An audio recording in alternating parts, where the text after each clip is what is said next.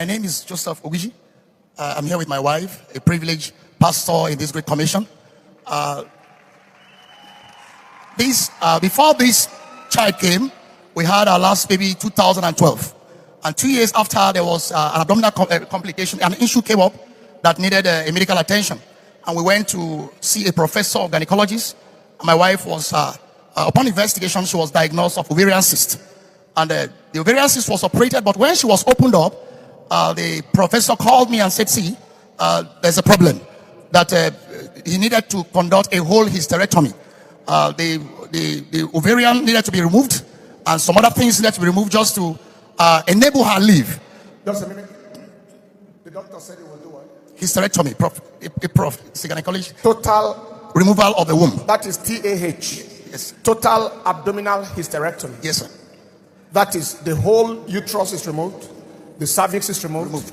Fallopian tubes are removed, ovaries are removed. Yes. That was is exactly every single thing that makes a woman reproductive. And that was done for what purpose? Just to enable her live. To make her live. Because it was a systemic damage inside of her. And that needed to be carried out just to make her live. Medically, at times, the doctors say, let her lose the womb and save her life. Because the most vascular organ in the body is the womb, the uterus. Has more blood supply than any other part because of the fact that it carries a child. So it can bleed. That's the only organ that can bleed the owner to death. Am I communicating?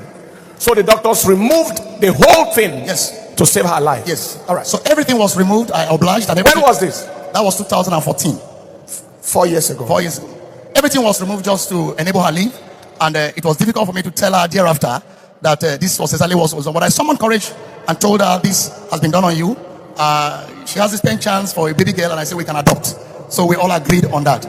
But again, after we forgot completely about having a baby, because that was medically, the doctor told us it cannot work again, and we agreed. I saw the womb and everything removed, so there was nothing like it was an evidential material to show me that all of this had been done.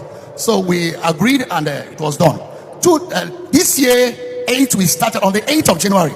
When we started our 21 days fasting.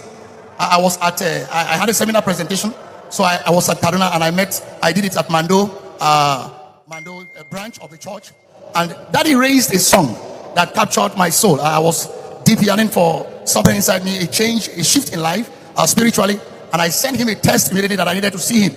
I think it was an email that I needed to see him, that I had this conviction, I needed a shift in life, and he obliged me. So I came on the 17th, and when I was coming, I carried along my wife. We came, and Daddy prayed for us, and emptied a total oil on us, and he said something that anything not working in your life, he was pronouncing it upon my wife, anything not working in your life, from today it shall begin to work. That we should go and make exploit in the new area we're posted to. So we never took it anything, but I thought it was just a normal prayer that he prayed for us.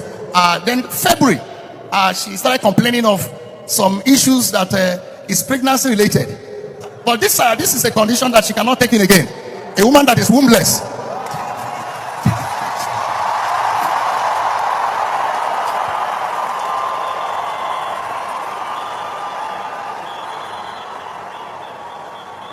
I was afraid. I thought it was other challenge, so I had to put a call to the father and to some of her. You call the father? Yes. Call the father and some of the elder sister to alert them that there is she's complaining of something now, and again they just said, okay, let's watch. So it became an issue and a burden to me. But 2 months again, the issue progresses, and it was becoming like a semblance of a baby in her womb.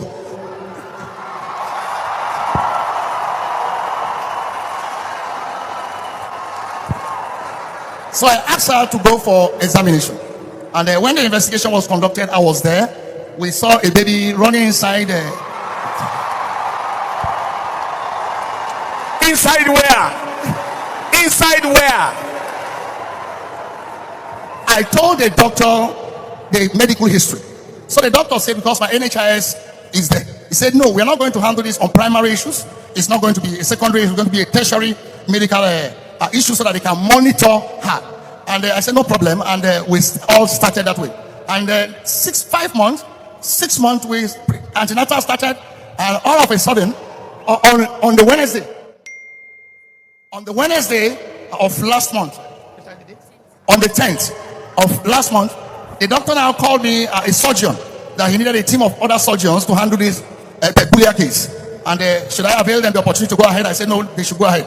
That is not, it shouldn't be a monetary challenge. So they summoned order, and they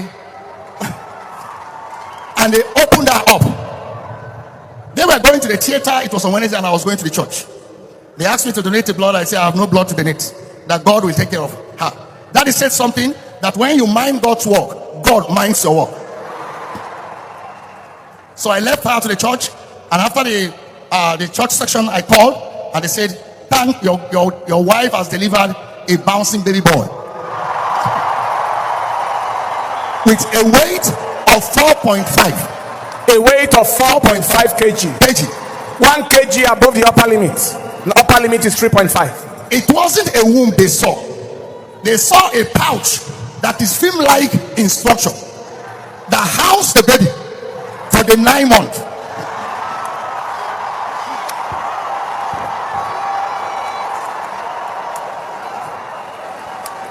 Hey! They saw a pouch-like enclosure that God specially created. There was no uterus, no cervix, no fallopian tubes, no ovaries. But God said, let me show the world